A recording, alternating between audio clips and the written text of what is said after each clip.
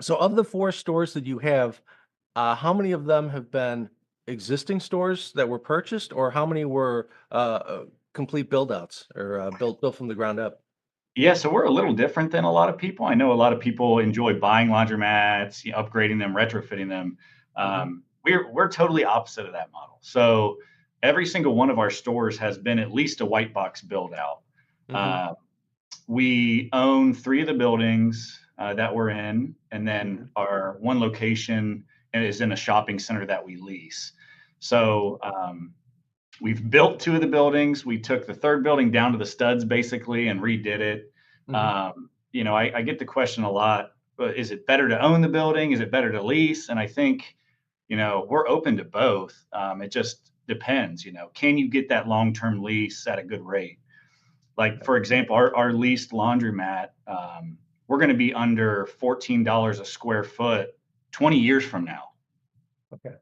Yeah, I mean, so the lease almost becomes an asset because you're not going to be able to find space 20 years from now for that Mhm. price. So Right. um, and that's another, I think, benefit of laundromats being not the class A retail or the A plus retail. We're usually in that BC retail. So Right. these landlords are looking to fill spots. They're willing to make some concessions or some TI or some rent abatement. And so, sure, we love to own real estate, right? If it makes sense, if it's a good price, but also, I have no problem leasing out stores. Okay. Interesting. Okay, very good. Tell me why you prefer building from the ground up as opposed to, taking on an existing store. Why do you choose to go that path? Yeah. So actually, we looked at when we first got together and said, okay, let's do this. We looked at buying a pack of four in Cincinnati.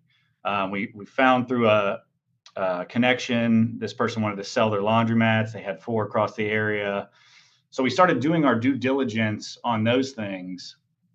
And we visited each store. We're looking at the equipment, we're utilities, yada yada yada, and you know we're saying, okay, well, this is not the type of laundromat we want to run. We want to run a modern, brand new, clean laundromat. So, what are we going to have to put back into this to get it to where we want? Plus, we're Mhm. buying this business, and the cost just didn't make sense.